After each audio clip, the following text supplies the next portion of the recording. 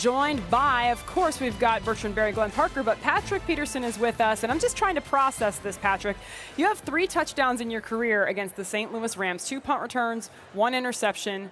I mean, the performance today really helped this team come back when you guys were down by 4 with 10 minutes to go. What was the difference in those final 10 minutes?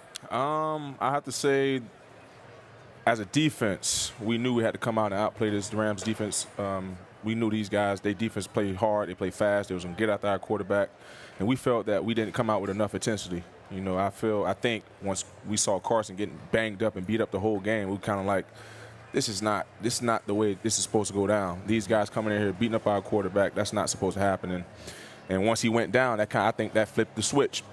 We wanted to go out there and play hard. We wanted to go out there, and we knew it was going to be a dogfight. We just wanted to go out there and play tough defense, not let them score anymore, and turn the ball over, try to get the offense a short field. So when you take me through that first interception, man, because I know as a former player, I could see your body language. You look pissed after that illegal contact. Right. They made the call. You're screaming at the ref like, hey, how can you call that, man? Right. We're fighting for the ball here. Exactly. The very next play, take me through that play. How are you able to make that play?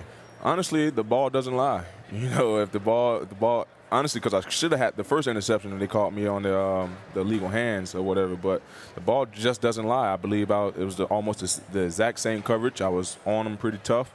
And I would like to thank my defensive lineman as well, was hitting the quarterback right as he threw the ball, helping him throw that ball, underthrow that ball just a little bit, and he threw it right to me. So, and the first one definitely got me over the edge. It was my first one of the season.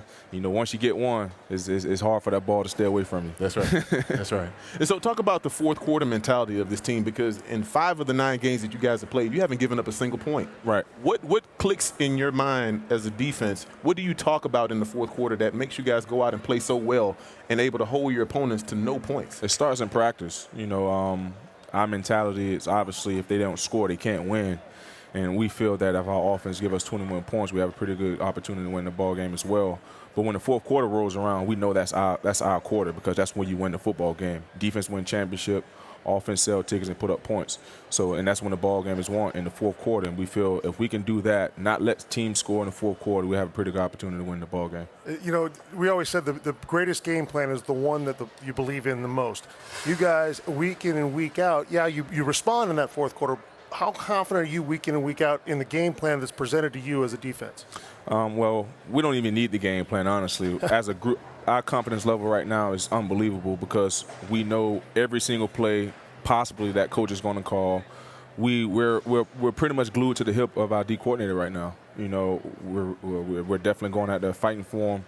He has a great plan each and every week. He pretty much gives us the offensive playbook, you know, because he's that smart and he understands the game that much, you know. But, you know, it's just a mentality that we have going into football games, and our confidence that no one can beat us. Patrick, you guys forced 3 turnovers, 3 straight possessions. It kind of feeds into what you just talked to the guys about the fourth quarter. And you mentioned Carson's injury was a little bit of a start to that. But let me ask you another question, which is that I saw someone tweet that the Cardinals defensive backs have some of the talent of some of the wide receiving cores in this league. And I thought, and it became, of course, because you tipped the ball to yourself on that interception, and a lot of comments about how athletic you are. And, of course, we know that here in Arizona, but it's so true. We see that so many times this season, you know, whether it was Rashad, Antonio Cromartie. I mean, I can go down the list, Dan Buchanan. I mean, right, Tyron. I mean, you can go on and on and on. Can't forget Tyron. Exactly. Can't forget the Badger. But, you know, I think it goes off to the GM. You know, he goes out and get the players that he think that can turn this corner to help this football team win ball games. You know, so Steve Kimes and Coach Aarons, Mr. Bidwell, those guys have done a great job over the last 2 years putting a great team together. You know, like they always said, talent won't be the issue. We just got to go out there and play football and play fast and with each other. And if we do that for 4 quarters, we have a pretty good opportunity to win. I know this hasn't been an easy season for you. There was criticism early. Right. Signed the contract. You weren't playing at your best. Right. You might have been dinged up. Some of it we knew about, some of it we don't. Right. You came out and played great against Des Bryant, shut him down, and then we saw what we saw today. So describe the roller coaster of this season for yourself. What I told you guys 2 weeks ago, my season starts over in Dallas. You know, I felt that obviously I wasn't playing to the best of my capability. thus far in the first half of the season. But now that the second half is starting, I have the injuries out of the way. I'm injury-free. I'm 100%. I'm just ready to roll. And I told you guys I was 100%. And I promise you guys that you will not see that performance out of me that you saw in the first half of the season throughout the rest of my career. Because I definitely wasn't 100%. I definitely wasn't pleased with my performance as well. But it's a new season, and I can't wait to get back out there next Sunday. Wow.